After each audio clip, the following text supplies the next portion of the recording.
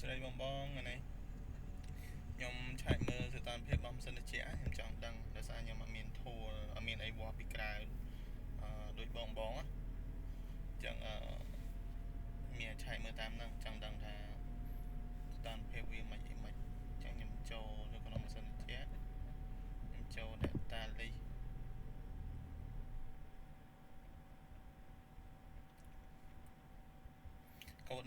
កូដនេះឡានយើងនៅក្នុងម្លប់ប្រព័ន្ធចាប់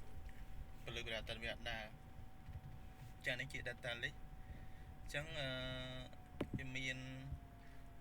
សីតុណ្ហភាពក្នុងឡាន room temperature ហ្នឹងវា27អង្សាសីតុណ្ហភាពក្រៅឡានវា35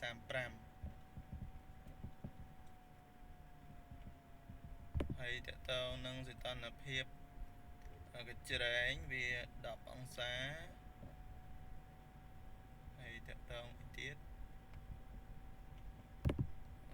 កម្រិតសីតុណ្ហភាពកម្រិតboost motor លេខ7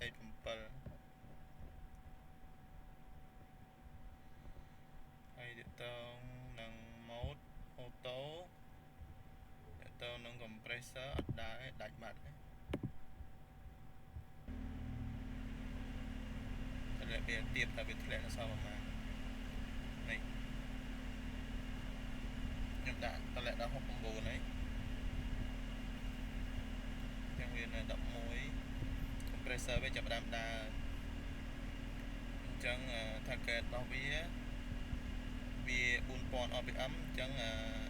compressor speed ហ្នឹងវា4000ដែរអញ្ចឹងមិនន័យ compressor នៅខ្លាំងបើន័យថា computer ECU វាជាតែ4000វាវិល4000វាគ្រប់ target របស់វាមកគាត់ថាដោយសារឡាននេះម៉ោងស្វាយម៉ោង7យប់ហើយខ្ញុំដាក់ auto compressor មុនហ្នឹងវាអត់ដើរឥឡូវវាចាប់ផ្ដើមដើរចឹងចាប់ផ្ដើមថយទៅជា9អង្សាចំណុចវាចូលដល់ប្រហែលទៀត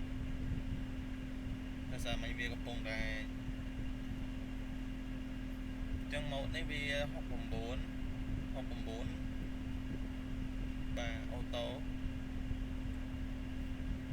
តែ18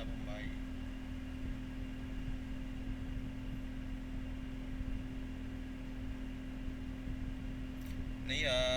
4700 target តែវាតំដាបាន4600អញ្ចឹងវាដើរអត់ដល់អស់អញ្ចឹងនៅទីទៀតអញ្ចឹងក្នុងឡានធ្លាក់ដល់26អង្សាខាងក្រៅឡាន39បាទធ្លាក់សំ7វាជាធ្លាក់នេះដែរវាបានធ្លាក់អញ្ចឹងយើងអាចមើលតាមកម្មវិធីមើលបែបហ្នឹងនេះដល់6ពី7ដល់ស្ពឹកដៃដល់ស្ពឹកនេះយើងស្ទាបនៅក្រៅ compressor នៅដើរតបដាច់ចាំមើលវាធ្លាក់ដល់មកវាបដាច់នេះខ្ញុំបើកកង្ហានៅក្រៅបើក M 69ហើយ M អត់តដល់ high ទេកង្ហាចឹង M លេខមើលលេខកង្ហាវាលេខ19នេះអូស្ពឹកដៃនេះ M ផងអត់តបើកកប់635បាទនេះ compressor វាដើរប្រហែលគ្នានេះយើងធីបមើលទៅនេះកង្ហាលេខ18ខ្ញុំអត់ដើរហ្នឹងវាឡើងអស់ប្រហែល6អង្សា5អង្សាជាងចាប់ដើមត្រជាក់យូរស្ពឹកដៃទៅនេះដាក់អត់បានទេ69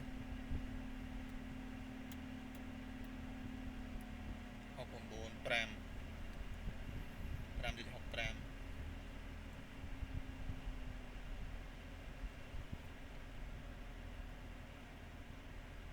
នេះគេធ្លាក់នេះអត់ទៅបដិ compressor នៅដើរធម្មតាហើយអីក្រង់អីឡានអីយើងរត់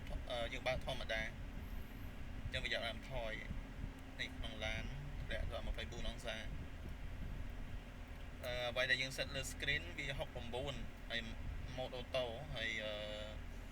motor ដើរនៅ M នេះបង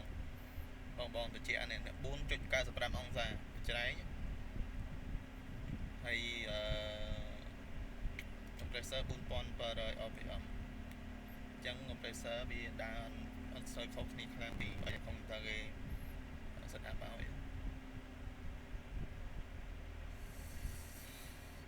ជាក់ស្ពឹកដៃអានេះជា fan speed អញ្ចឹងវា3អង្សាចុច2អានេះបើជាសីតុណ្ហភាពevaporator temperature របស់កញ្ច្រែងបាទ3អង្សាចុច2នឹងរបស់កញ្ច្រែងតែបើយើងវាស់លើគ្រាលអាច4អង្សាជាងនេះធ្លាក់12ហើយនេះខ្ញុំតម្លាក់អស់ហើយកង